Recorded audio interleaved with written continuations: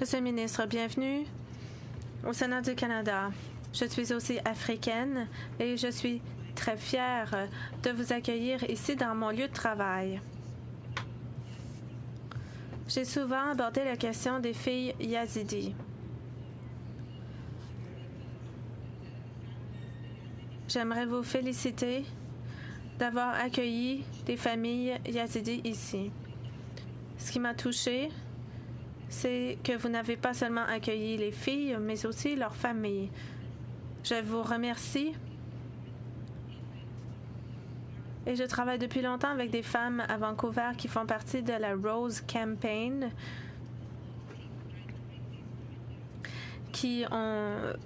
des femmes qui ont beaucoup fait pour amener ces femmes ici. Nous nous sommes rencontrés samedi et je vous transmets leurs questions. Je la poserai en mes mots. Comme vous le savez, des milliers de filles étaient assujetties à l'esclavage. On vient d'en sauver 63 selon les Nations unies. La question que veut vous poser la Rose Campaign. Combien de filles ont été accueillies ici au Canada?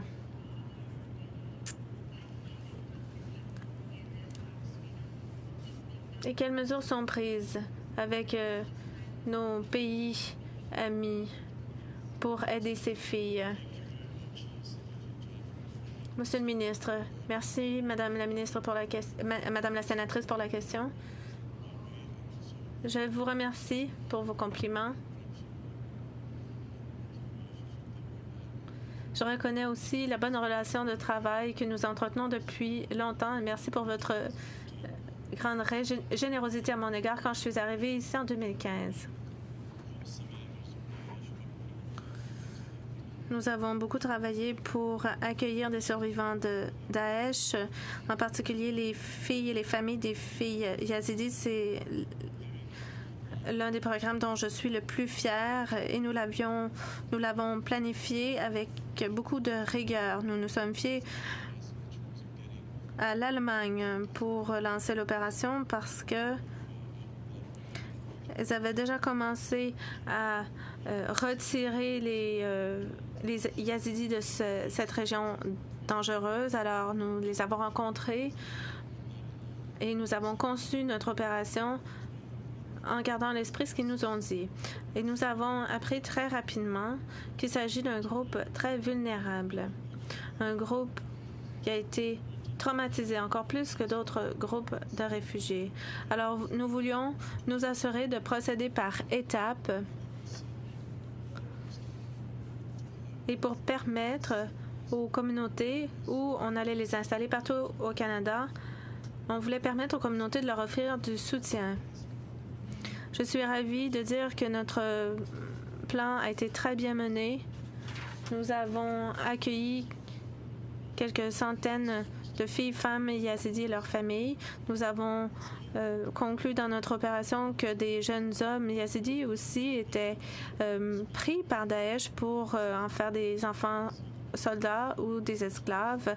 Nous travaillons de près avec la communauté yazidi au Canada pour nous assurer que ces personnes disposent d'excellents services de soutien qui répondent à leurs besoins parce qu'ils ont vécu des traumatismes.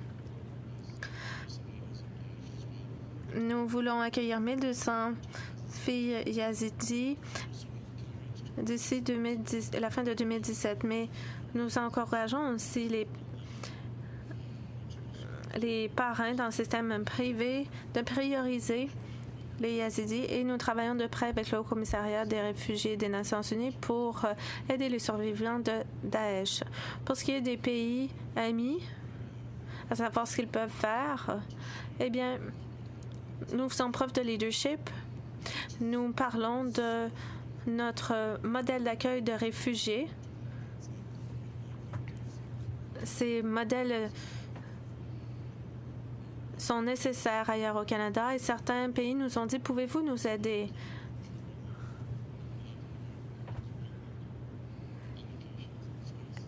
Et certains pays, par exemple le Royaume-Uni ou d'autres pays, prendront des réfugiés yazidis, vont attribuer des places à ces réfugiés.